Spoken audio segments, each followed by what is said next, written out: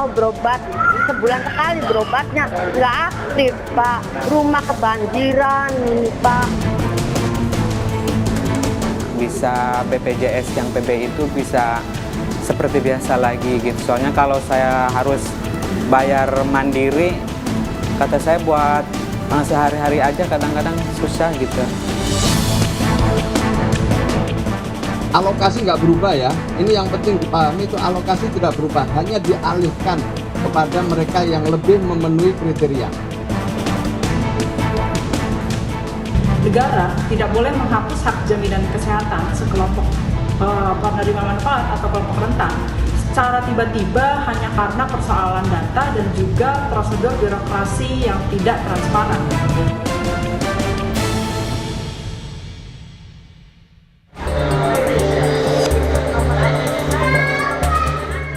Maeni harus kembali ke rumah karena tidak bisa berobat lagi di rumah sakit umum daerah.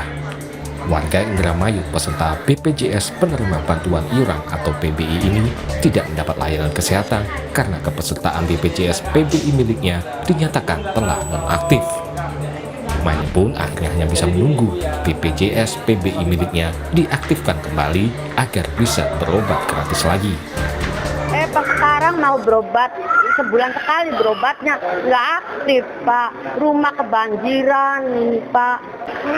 Jadi tadi kaget nggak mau dengan si nonaktifnya itu ya? Nggak aktif deh tadi itu, iya pasti iya di bulan depan. Ya mau diaktifkan Pak, iya. Hal serupa dialami Ajat. Pedagang es keliling asal Lebak, Banten ini menderita gagal ginjal kronis. Sudah 11 tahun, Ajat harus melakukan cuci darah 2 kali seminggu. Status kepesertaan BPJS PBI-nya dinyatakan nonaktif saat dirinya sedang menjalani cuci darah di rumah sakit. Ke dinas sosial, istri ditolak katanya, ini karena desilnya desil 6 gitu. Katanya, nggak tahu juga, katanya saya udah tergolong orang menengah ke atas gitu kalau udah desil 6.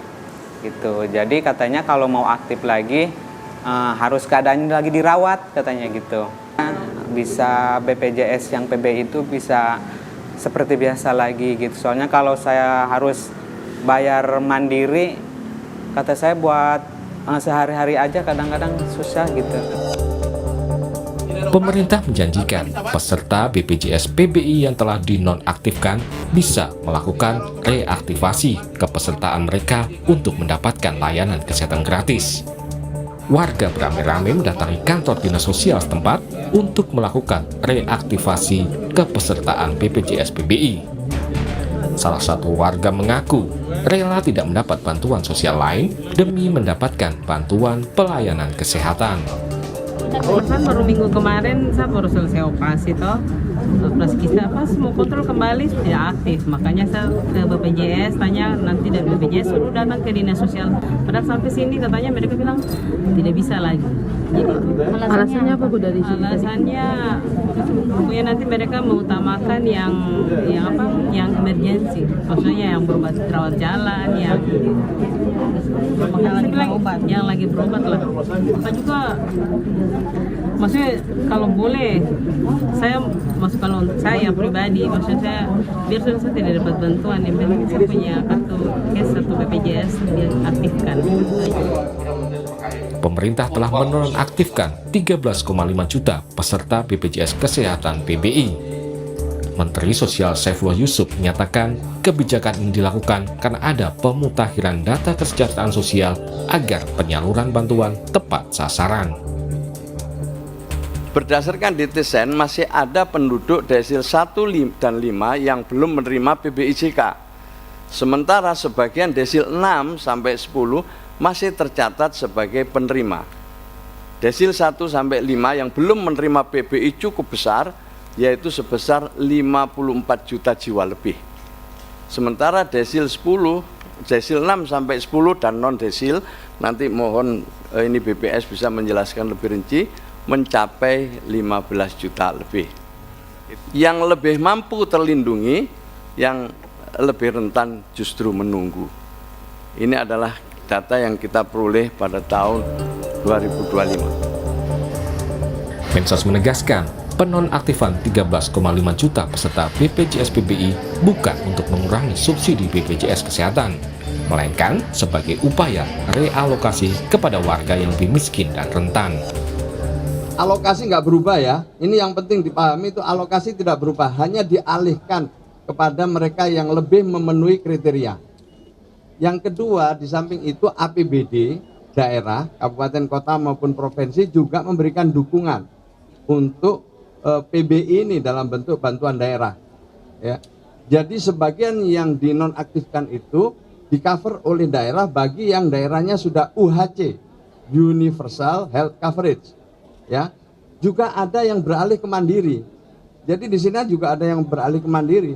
Ini menunjukkan bahwa pengalihan ini juga membuat masyarakat yang bisa untuk membiayai dirinya sendiri atau keluarganya itu beralih ke program mandiri di BPJS Kesehatan.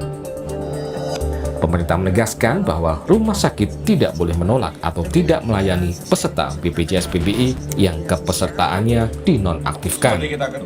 Sejumlah kepala daerah menegaskan akan menanggung biaya layanan kesehatan peserta BPJS PBI yang dinonaktifkan. Gubernur Jakarta Pramono Anung menyatakan 270.000 peserta BPJS PBI di Jakarta terdampak penonaktifan. Apakah reaktivasi ini berjalan baik atau tidak, tetapi pemerintah Jakarta tetap harus hadir untuk kemudian mengatasi, menanggulangi kalau masyarakat yang katakanlah dari 270.000 itu terkena, pemerintah Jakarta harus memberikan pelayanan yang sama. Jakarta itu tetap akan meng-cover itu, karena Jakarta punya ruangnya. Untuk itu ada yang disebut segmen PBPUBP. Pemda, peserta bukan penerima upah dan bukan pekerja yang didaftarkan oleh pemerintah daerah. Jadi tetap akan di-cover di sana. Menteri Kesehatan Budi Gunadi Sadikin menjelaskan status kepesertaan BPJS Kesehatan PBI dengan kondisi penyakit kronis akan secara otomatis diaktifkan selama 3 bulan. Kita sudah dulu semua orang yang tadinya anggota PBI akan direaktivasi otomatis. Nggak usah datang ke Puskesmas, nggak usah datang ke Kementerian Sosial, otomatis akan langsung direaktivasi. YLKI menilai kasus penonaktifan peserta BPJS PBI merupakan bentuk pelayanan publik yang tidak patut dilakukan. Penonaktifan peserta BPJS PBI juga merupakan bentuk maladministrasi publik. YLKI telah melayangkan somasi ke pemerintah. Bahwa penonaktifan peserta PBI yang dilakukan secara sepihak tanpa pemberitahuan terlebih dahulu, tanpa mekanisme keberatan yang jelas, serta tanpa masa transisi yang manusiawi untuk penerima manfaat merupakan bentuk pelayanan publik yang tidak patut.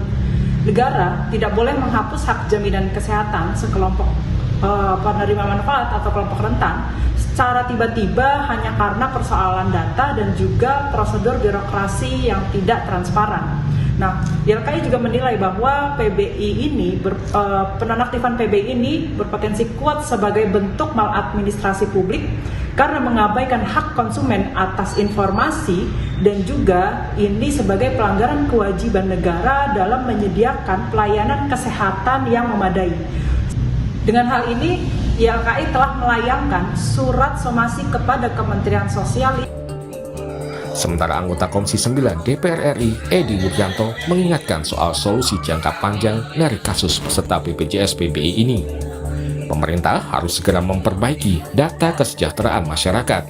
Namun, ia pesimis masalah data ini bisa selesai dalam 3 bulan.